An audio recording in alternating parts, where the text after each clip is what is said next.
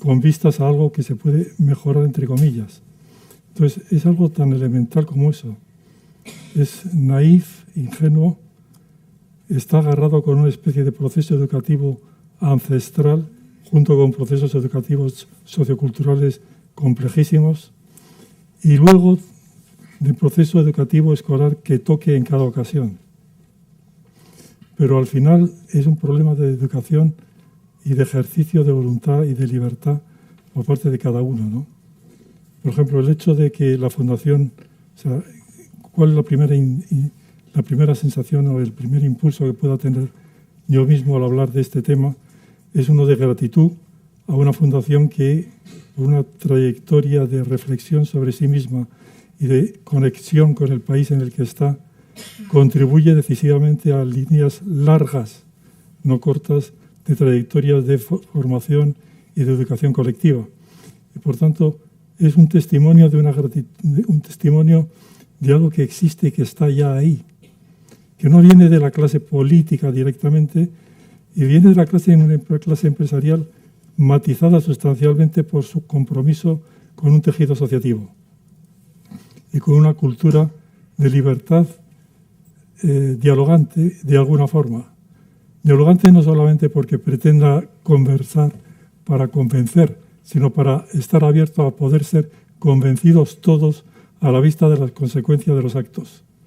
De manera que por un proceso de trial and error vamos aprendiendo entre todos.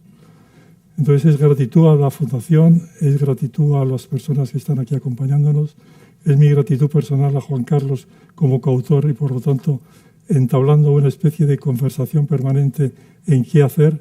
Es la gratitud a todos vosotros o todos ustedes en esta reflexión colectiva y libre, en la cual las cosas se traducen al lenguaje de cada uno y se devuelven en forma o directa o indirecta, porque tocan alguna fibra flexible, sensible.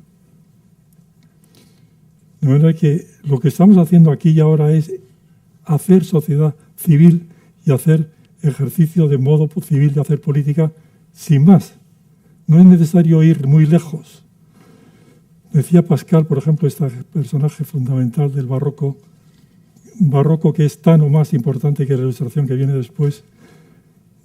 Si tú quieres creer, empieza simplemente persignándote y tomándote agua bendita. Es decir, es a través de los actos, de los comportamientos vividos, menores, aparentemente inocuos, como se construye un ritual que supone una habituación a una conducta.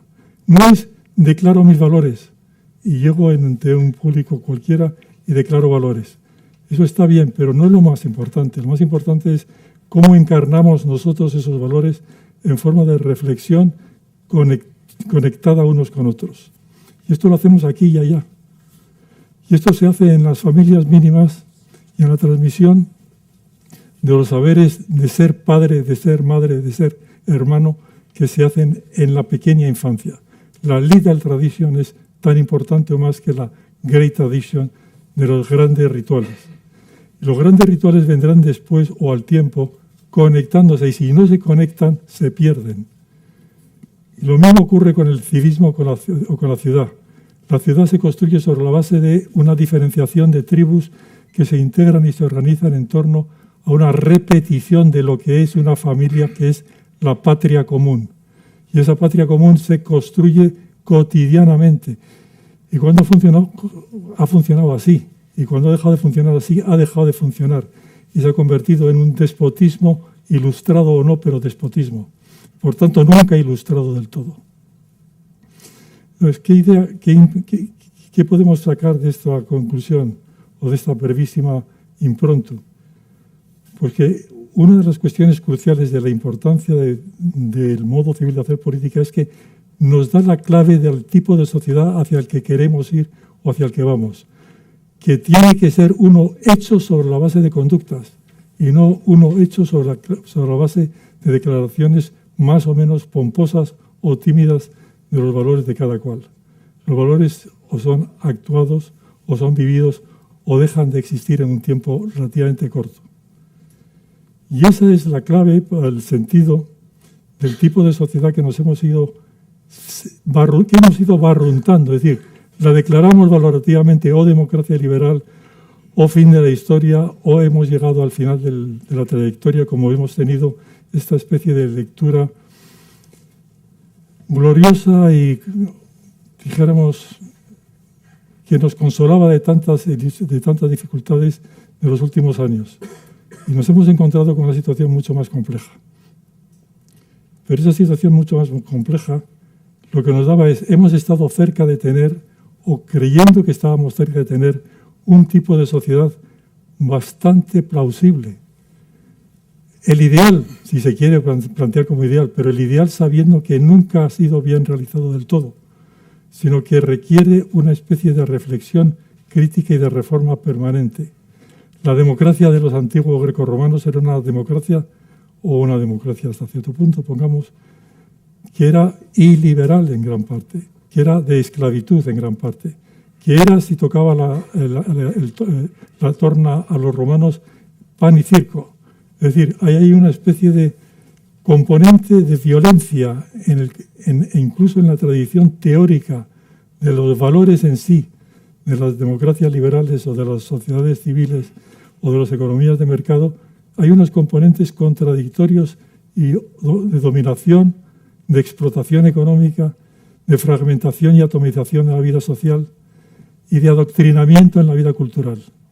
Y estas cuatro derivaciones son constitutivas de la experiencia histórica.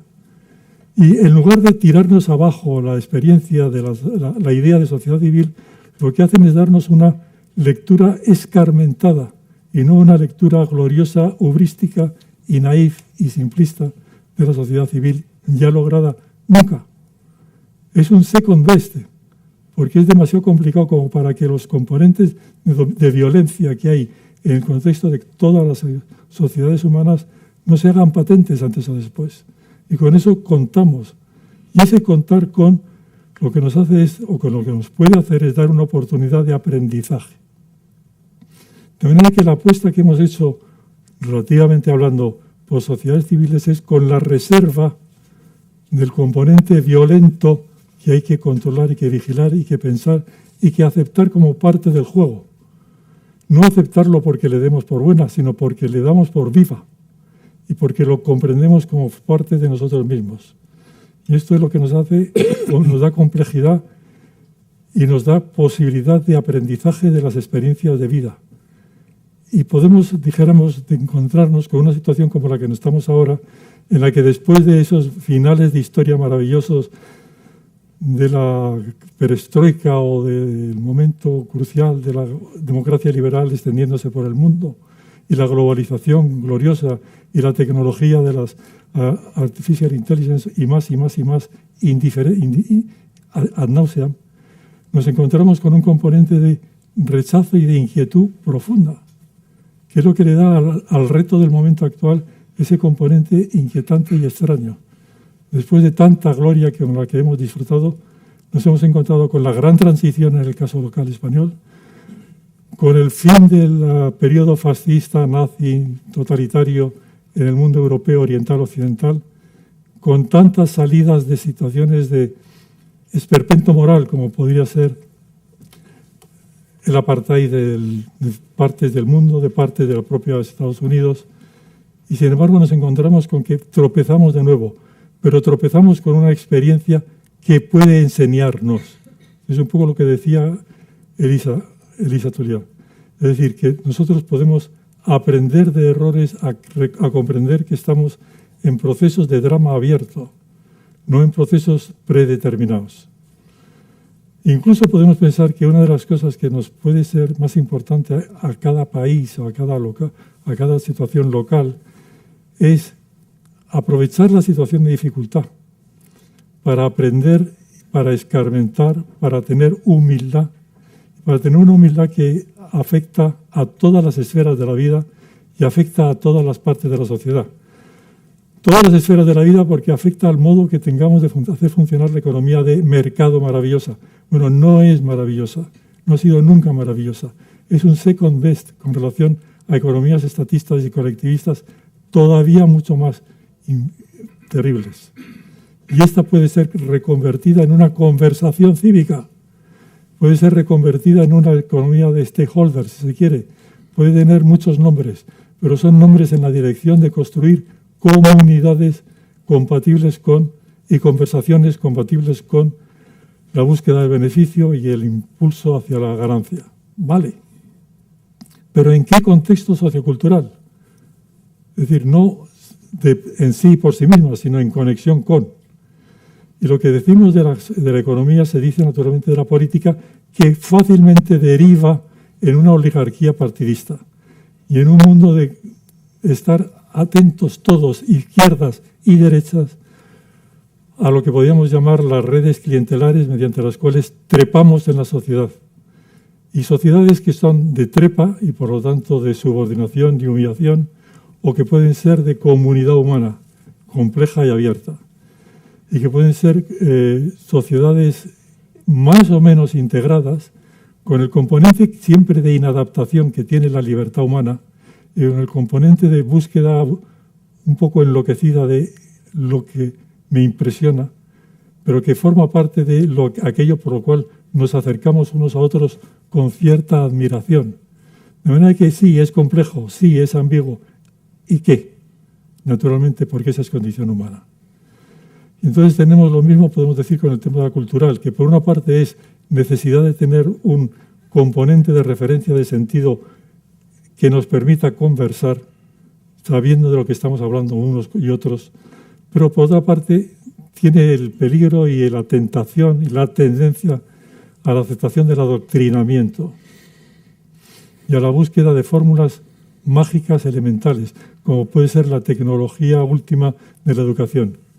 Tecnología última de la educación que tiene una respuesta irónica inmediata, que es, si están tan educados estas élites que nos gobiernan desde hace 40 o 50 años, en que han ganado las batallas de la historia, ¿cómo es que estamos ahora así? No serán tan listos, no estarán tan educados. Por algo será que el nivel del debate público en Estados Unidos es mediocre. Por algo será que la presentación de Draghi suscita comentarios irónicos que tienen un componente importante. Y es Draghi, que ha hecho y que tiene en su haber una trayectoria importantísima y positiva.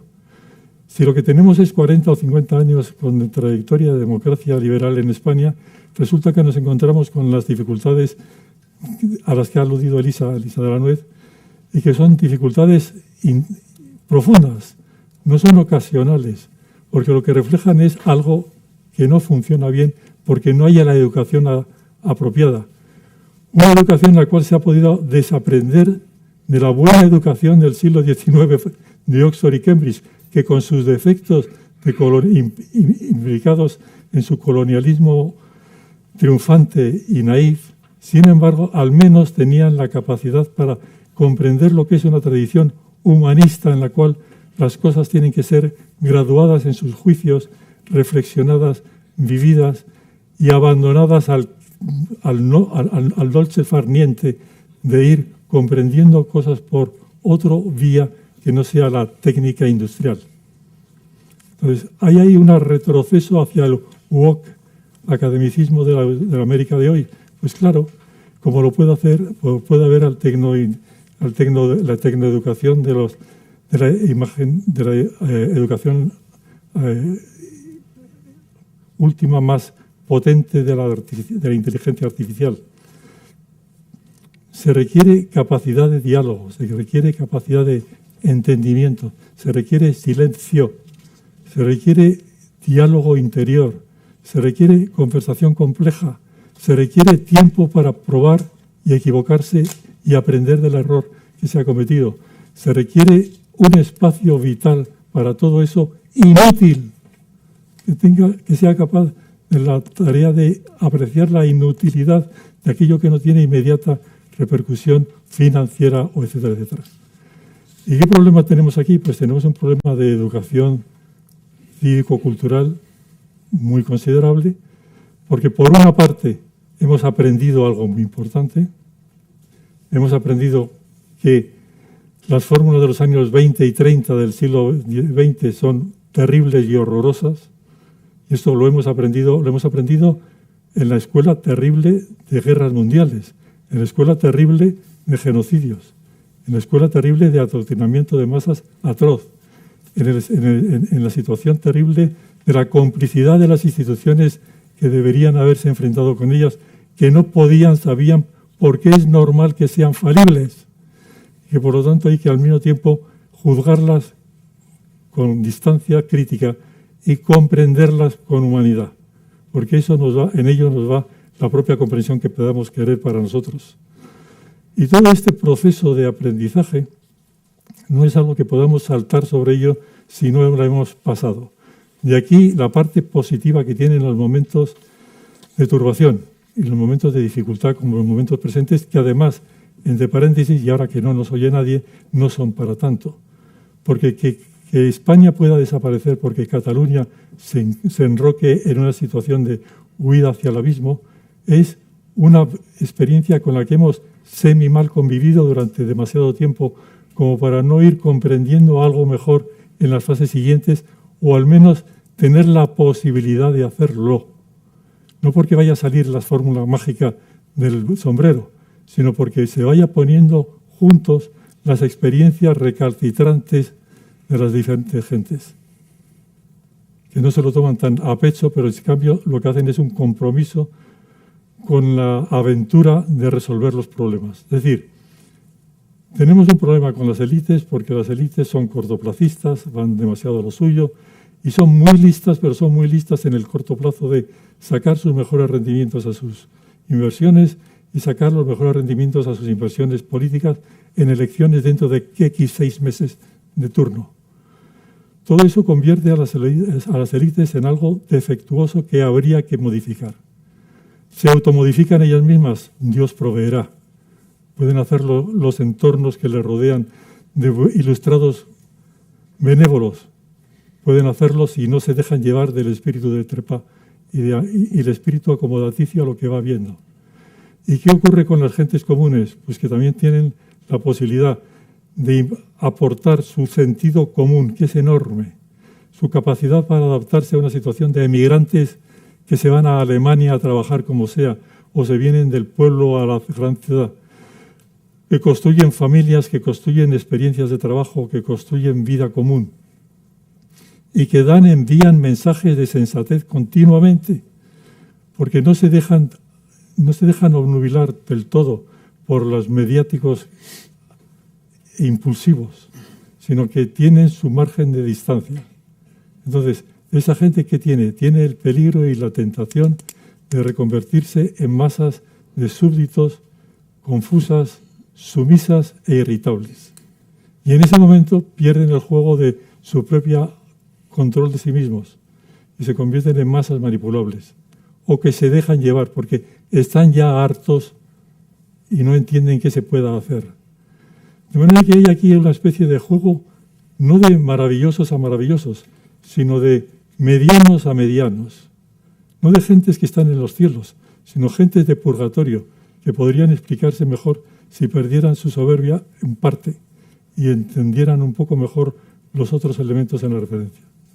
Y entonces sí, porque entonces lo que ha habido ha sido procesos de aprendizaje durísimos a lo largo de toda la Ilustración famosa, que habrá sido una ilustración maravillosa, pero no era tan maravillosa como para que no haya sido la época de las grandes guerras totales, empezando por las revolucionarias francesas y las totalitarias napoleónicas, y siguiendo por las guerras nacionales y siguiendo por los irracionalismos del siglo XIX y del siglo XX, de manera que nos dan y al mismo tiempo nos obnubilan. ¿Qué posibilidad tenemos nosotros de, con cierta distancia, comprender que este proceso no es un proceso que nos lleva al desastre, sino que nos lleva al borde, pero no al desastre? El paso siguiente es el paso que demos en una dirección o en otra.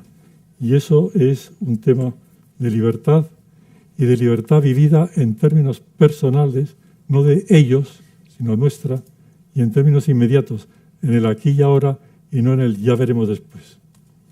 Nada más.